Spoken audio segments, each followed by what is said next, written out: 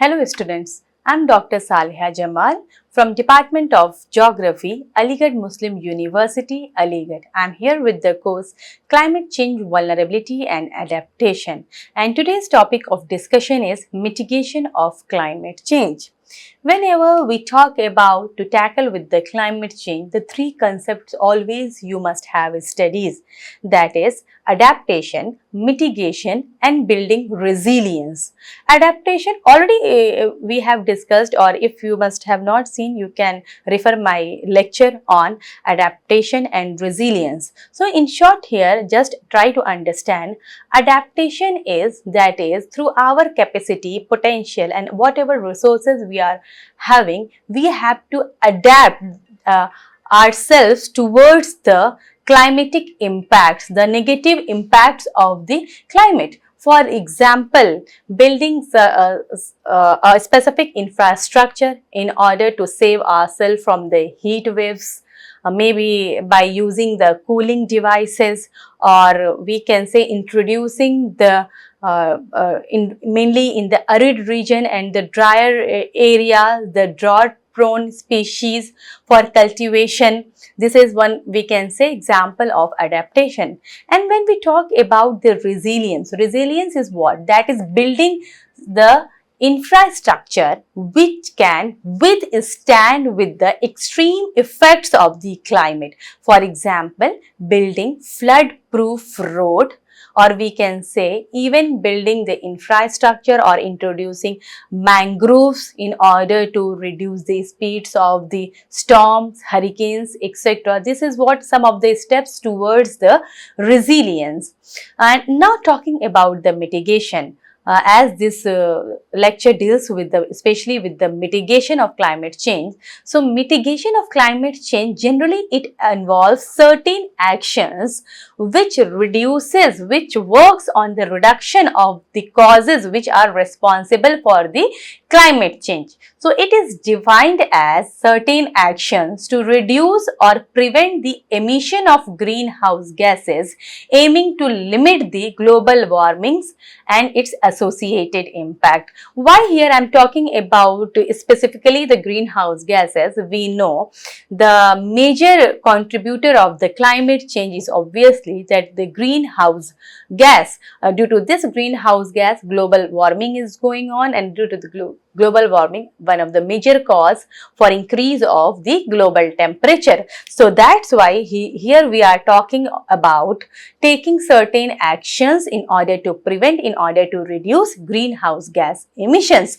But overall mitigation, you can say that reducing the causes which generate, through which the climate change occurs. So, mitigating climate change requires a multifaceted approach, if you will analyze. For example, the approaches like reduction in the greenhouse gas emission, enhancing natural carbon sink. It is very much obvious when we will step forward to reduce greenhouse gas emission, several strategies are needed for that, and among them very important strategy is enhancing natural carbon sinks. Actually, these carbon sinks sequester carbon from the atmosphere. For example, the forest, the aquatic ecosystem, these all are very much important to sequester carbon from the atmosphere. So, in the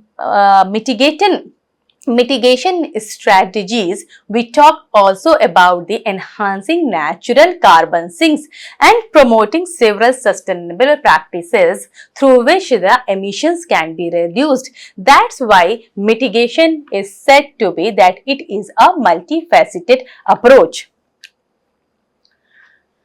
If we talk about the international community, not only at the national level, we have to come forward all together from all nations in order to combat with the climate change. So, even the international communities through various frameworks like UNFCCC, derived COP, that is Conference of Parties, they all have agreed to limit global warming to 1.5 degrees centigrade above pre-industrial levels in the Paris Agreement. This is also a conference of parties that we are talking about, Paris Agreement, and you must have heard in my lecture series about the Paris Agreement. So effective mitigation requires, we can say, a holistic approach, the inclusion of overall nation, society and communities, we can say at local level, national level and international level. If you see here in this diagram, there are few mitigation strategies like using renewable energy, solar power, wind power, hydropower, even by increasing the efficiency of the fossil fuels, even by making the industries more efficient so they can reduce the emissions. Although we know that transportation sector is also one of the major contributor of the emissions, so eco-friendly transportation can be used. Either the walkability spaces may be enhanced, or even the motor vehicles should be shift towards the electrical motorized vehicles should be used. Seasonal eatings are generally promoted so that it may reduce the transportation cost of the exotic species. So these are all a few of the mitigation steps. Increasing the urban green areas because it can sequester carbon, awareness raising. So even in our day-to-day practices, we can also follow certain sustainable practices to reduce the emissions, water and energy saving. These are few of the steps that are mainly counted with the mitigation. Generally, the adaptation or mitigations we can call, these are the cousin sister. They both operationalized parallelly. For example, more resilient agricultural species may be introduced in adaptation practices, delimitation of coastal risk areas, flood barriers in urban spaces, entomological surveillance. These are the few adaptation strategies. So let us talk about some of the measures to mitigate the climate change, as this lecture mainly deals with the mitigation.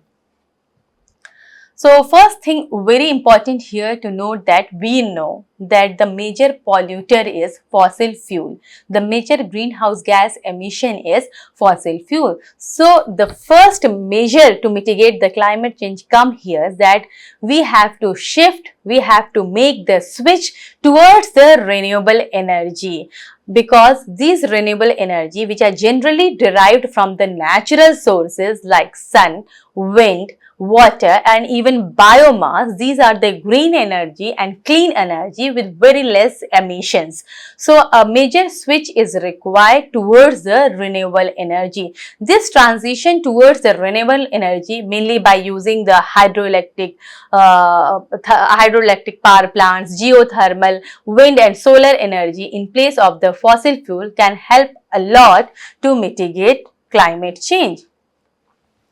Even by increasing the energy efficiency, we can reduce the use of fossil fuels and thus reducing its emission.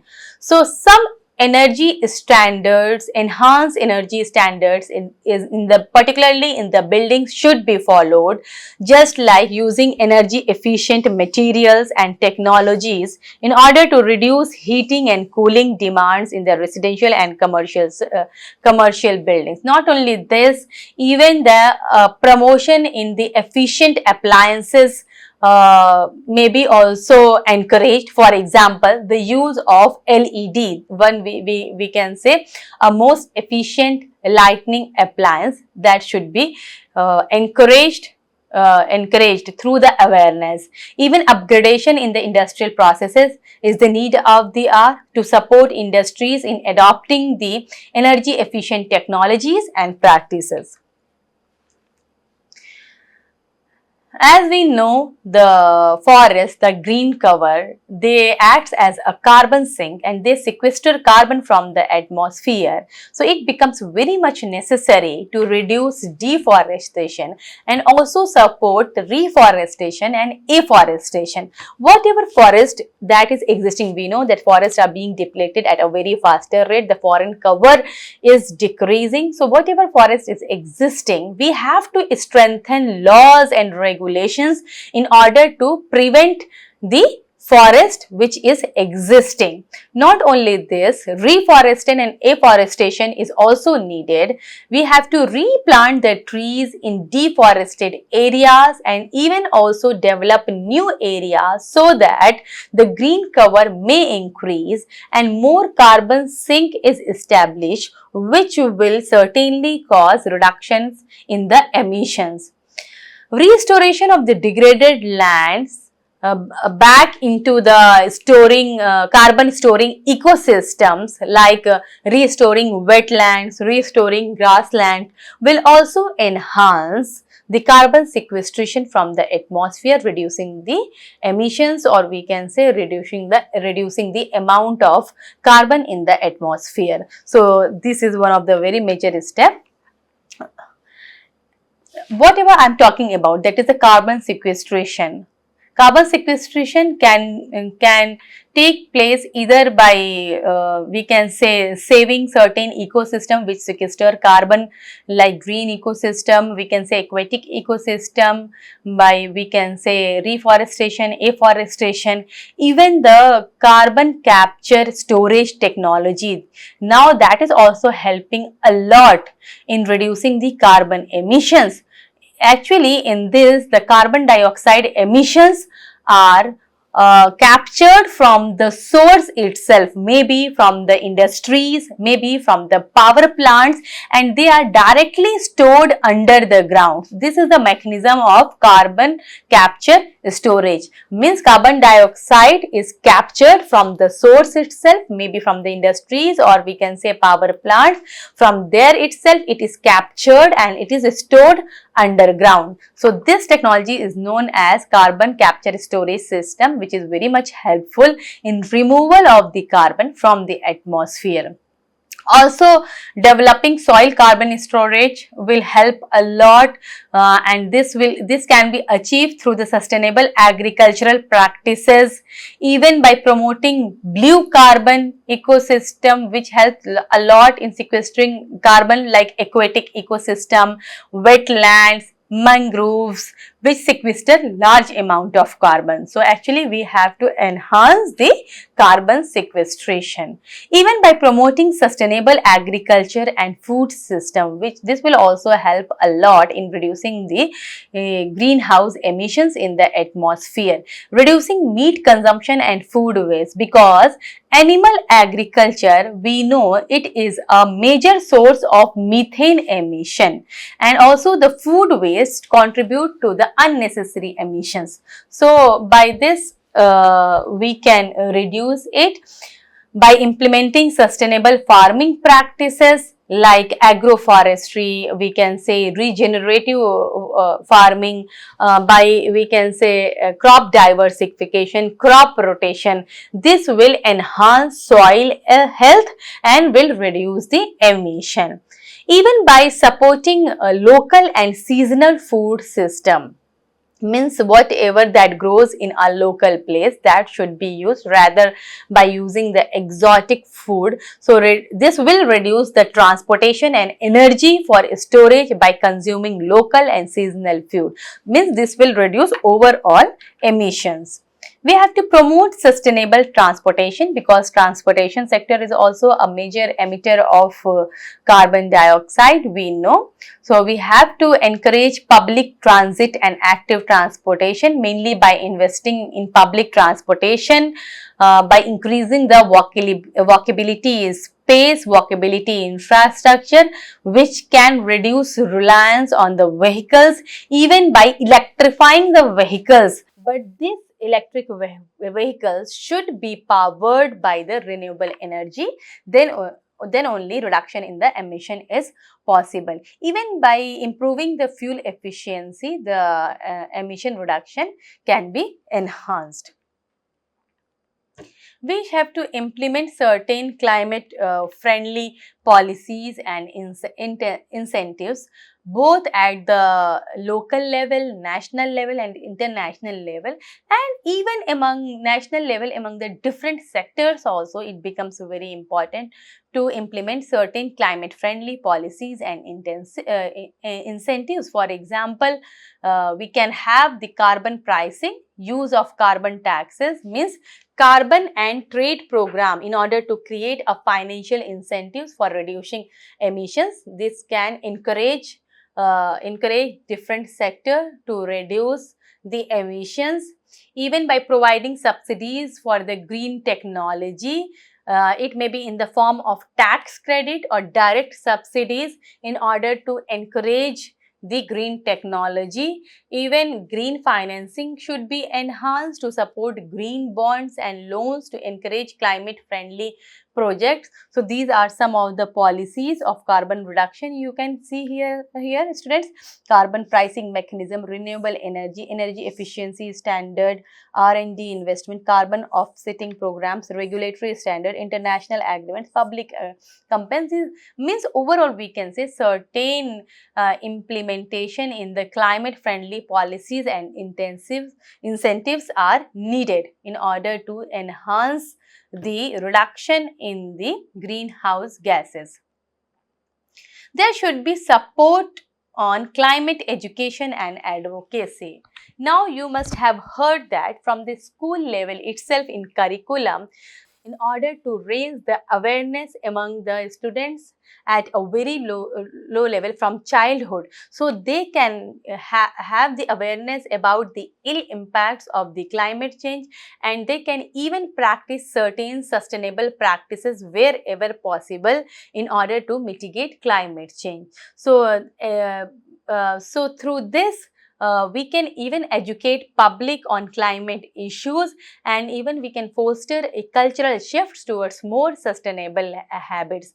Empowerment of climate advocacy is also very much important, where we have to support non-governmental organizations and community groups to advocate for the climate action. And overall, incorporation of climate education in a school is very much necessary in order to inculcate some sustainable practices from the childhood level itself. One of the major steps towards the mitigation is adapt and improve resilience to climate change, because this is very much related. In previous slide, I have talked about adaptation, mitigation and resilience. These all things are very much related. So, we need to build resilient infrastructure, means such type of infrastructure which can withstand in extreme weather events like heat waves, flood, storms, etc. And through mainly these infrastructure should also be provided to the vulnerable communities or vulnerable regions which are more affected by the climate change. Some of the step which becomes very important in improving resilience to the climate impacts are to promote climate smart urban planning. In this, a proper walkability places is included, concept of new urbanism is included. We can say green roofing, green balcony, we can say green wall concept is very much highlighted. So this type of smart urban planning can be done. We have to promote recycling, reuse, means only one use should be discarded for certain materials like metals, plastic. We have to reduce the single use plastics, and we have to encourage the life cycle thinking. Means if everyone is going to follow reduce, reuse, recycle, renew, redesign, if these arts are follows, then we can reduce the emissions to a larger extent. Enhancing green space, very much obvious, and we have talked about also here, particularly we are talking about the urban reforestation and green roofing, because we know urban areas are emerging as urban heat island. Means if we talk about the temperature differences, almost 3 to 12 degree temperatures are found to be high in the urban areas if we compare it from the suburban and the rural areas. So, green roofing and urban reforestation is very much necessary in the cities in order to improve the air quality, reduce the heat island effect, and even for enhancing the carbon sequestration. Nowadays, the green infrastructure for water management is also being followed in various places.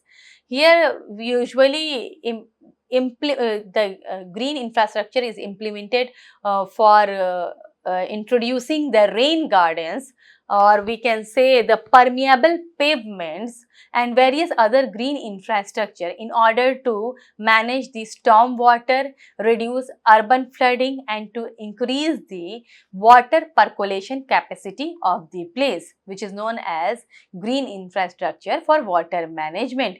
Even promotion towards the eco-friendly landscaping is very much necessary by encouraging the native plant landscaping that requires less water and maintenance, reducing resource use mainly in the urban areas. As we know that one of the major impact of climate change is water crisis. Even zero day also is very much in news in previous year.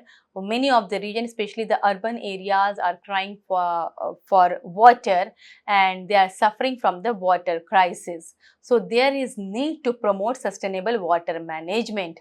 Particularly, efficient water use in agriculture should be practiced by enhancing certain water efficient irrigation methods like drip irrigation, sprinkler irrigation. Here you can see this is an example of drip irrigation, sprinkler irrigation, which may reduce the which may reduce the water usages in the particularly for the irrigation purpose.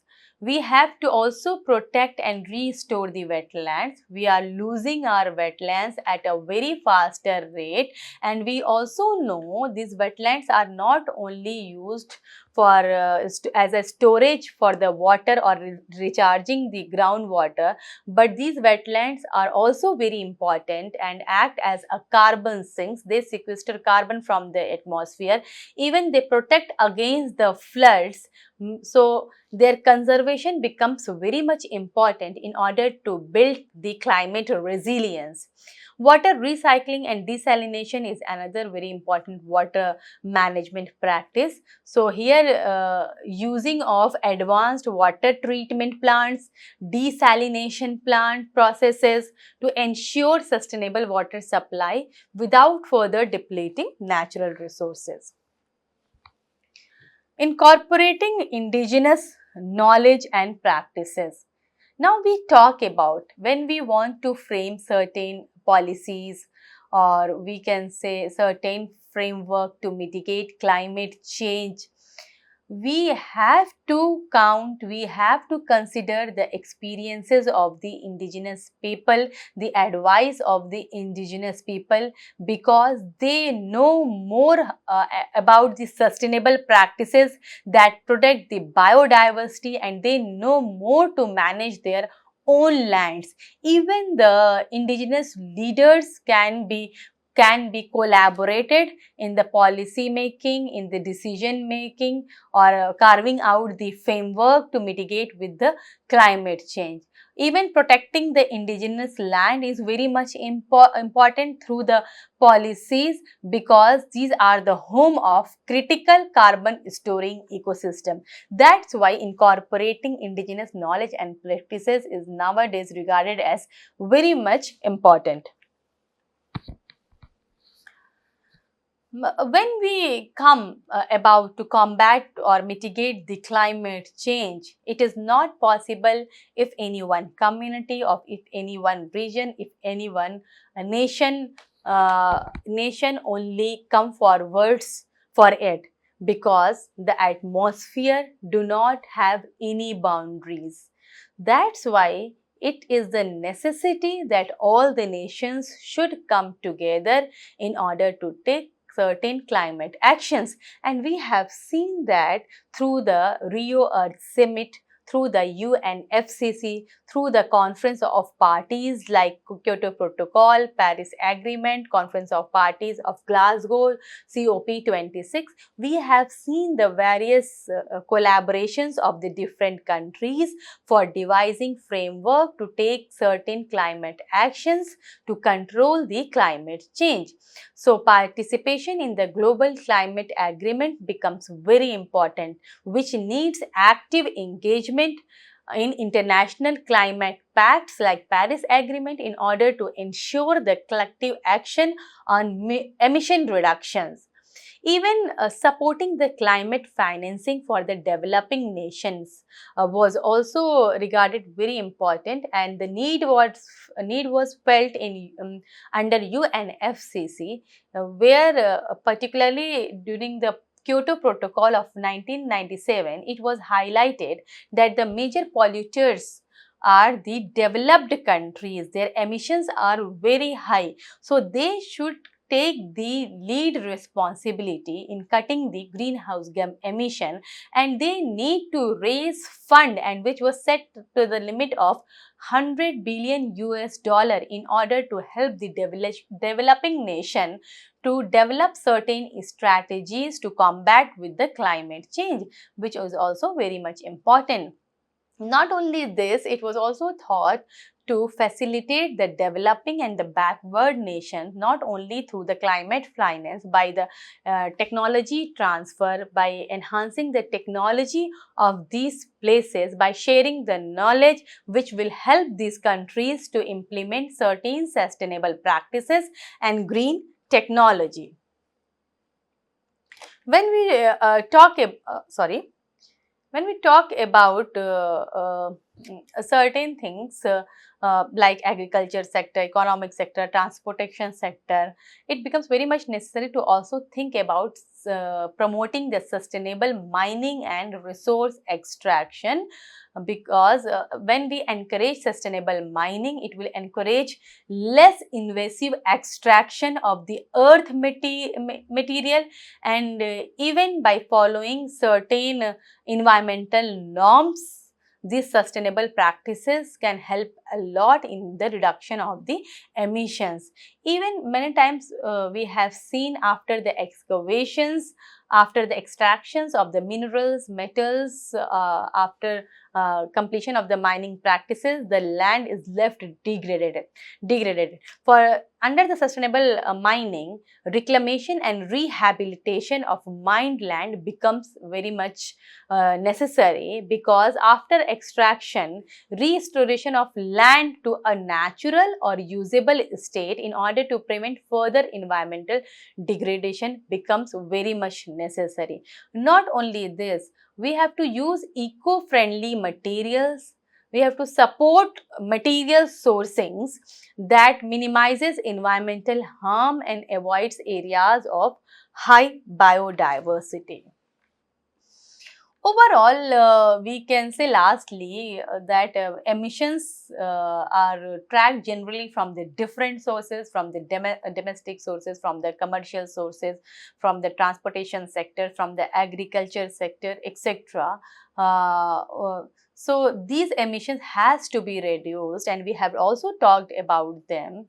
Let us talk about reduction in the emissions, particularly from the industrial process. Firstly, the emission can be reduced by adopting the cleaner fuels, the cleaner production processes, by investing or establishing infrastructure for the cleaner technologies and raw materials in manufacturing to lower industrial emissions, by increasing the material efficiency, by increasing the fuel efficiency. We can reduce the emissions from the industries.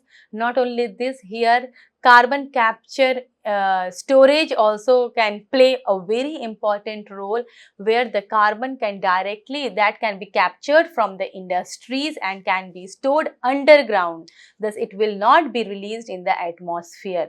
So, overall removal of carbon can be possible through carbon capture utilization storage system. So, this is one of the advanced technology. So here students, what you have seen, we started to talk about the mitigation to climate change.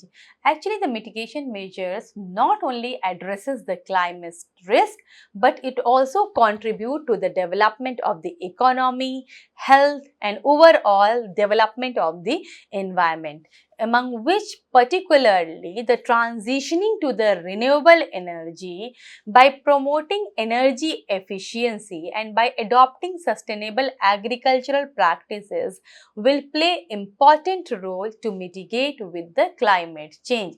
Sustainable land use, reforestation, conservation of natural ecosystem, that will certainly play a vital role in enhancing the carbon sequestration. Even the policy is supporting green technologies, carbon pricing and international agreements like Kyoto Protocols, Paris Agreements and Montreal Protocol are very much essential for coordinated global action, because when we want to mitigate with climate change, then the local, national and international efforts are needed in collaboration. Then only we can solve the problems of climate change. So that's all for today's lecture, students. Have a nice day and thank you.